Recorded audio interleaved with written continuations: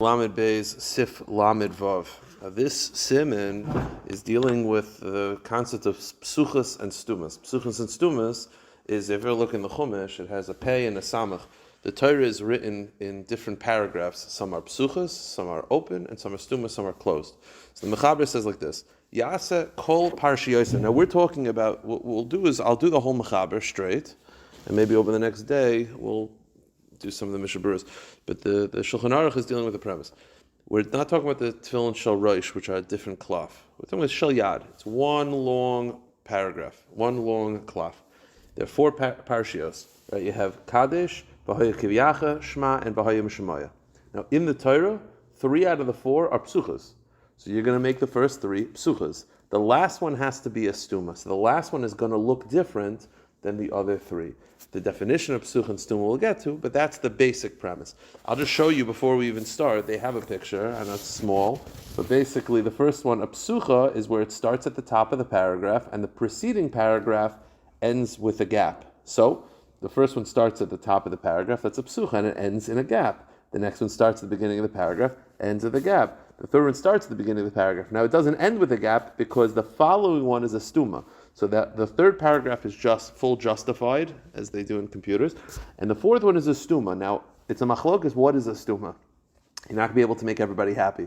What the Rambam defines as stuma, the Rosh considers a psucha. So you're basically not going to be happy. What we do is we follow the Rambam. So it's the first one starts at the top line, top line, top line. The fourth paragraph begins indented. According to the Rambam, if the previous paragraph ends at the end and the next one is indented, that indented paragraph is a stuma. So that fourth one is a stuma. The Mechaber says like this: Yasa kol parshiyoseha psuchos. The first 3 are made psuchos. Chutz me parsha achrona. Except for the last one in the Torah, haksuva b'Torah, shehi v'haya im shemoa, sheyeshna stuma. In the Torah, that's a stuma. So therefore, we like to make it a stuma as well.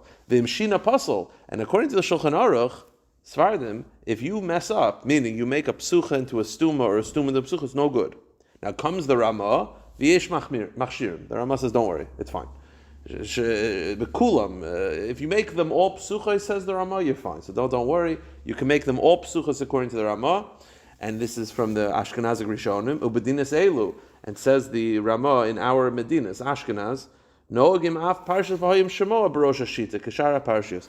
As we'll see, we'll talk about this here. So according to the Ashkenazim, what they do is that even V'hayim shemoa begins at the Breish Shita. In other words, according to this, the V'hayim everything starts at the beginning of the paragraph. By Ashkenazim, there's no distinction. All 4 beginning at the beginning of the paragraph. Even though the last one is a psucha, so you make it a psucha. So they're all psuchas. Is also fine. Fine. Now the Mechaber though doesn't agree with that. The Mechaber says no. You have to be makbid that the last one has to be a stuma. So how do you make it a stuma? So I showed you the picture.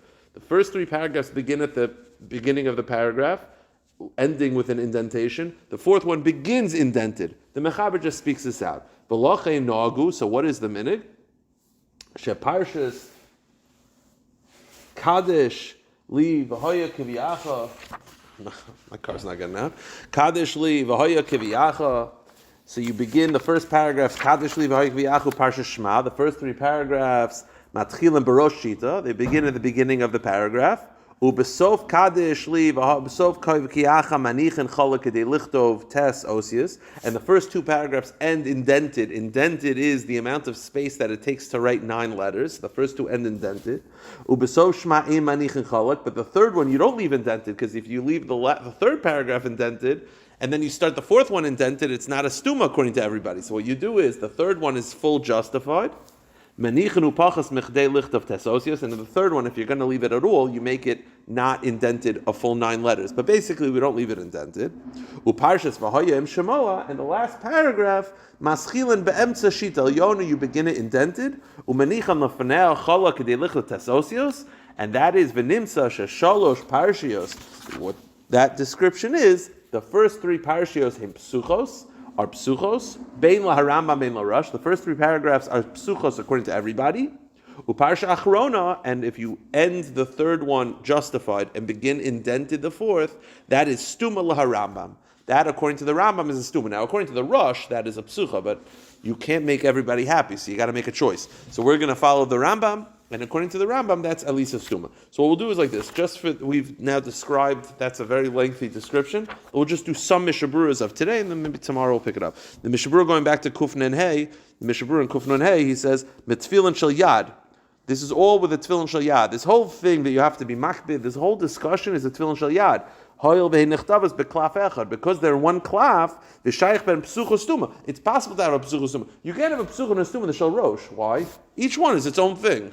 So just write it full justified. It's not a psucha or a stuma by the shel rosh. Meaning, in other words, by the shel rosh, we don't care.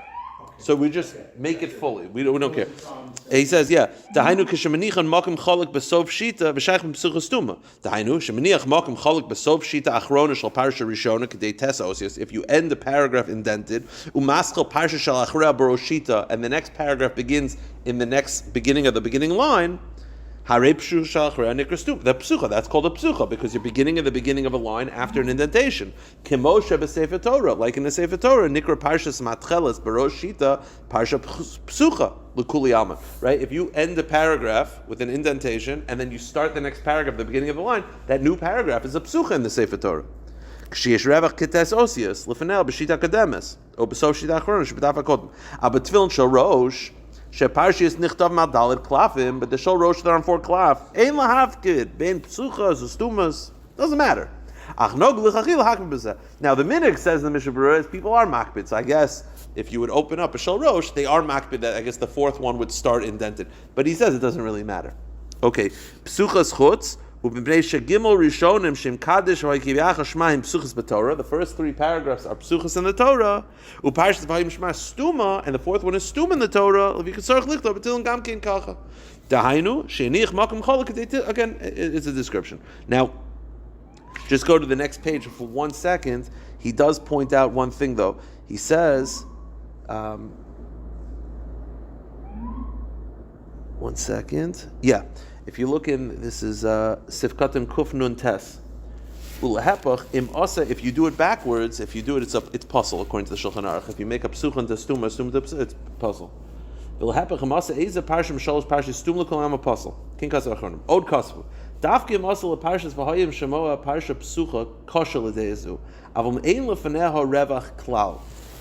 What if you do the 4th one? You start at the beginning of the paragraph, and the other one you end at the beginning of the paragraph, so it's justified to justified. So what is that? So the truth is that's nothing. For it's got to either be a psucha or a stuma. A psucha means that the previous paragraph ends indented and it starts at the beginning of the line, or stuma means this one starts indented. But if the previous paragraph is full and the next paragraph is full, it's just a weird continuation. That's nothing. So says the Mishnah Berurah that if you do this, he says like this, this is an abnormal change. Even the Ashkenazim who don't care about psucha stuma, you got to pick a lane. You want to do psucha, fine. But he says, to just start the next paragraph, the 4th paragraph, justified, and end the previous one justified, that's a shinoi gomer, and it's a big problem. We'll end with this. And the end of V'hayim Shemoa, you don't have to end indented at all. All right, we'll stop here. We'll pick it up tomorrow. More details.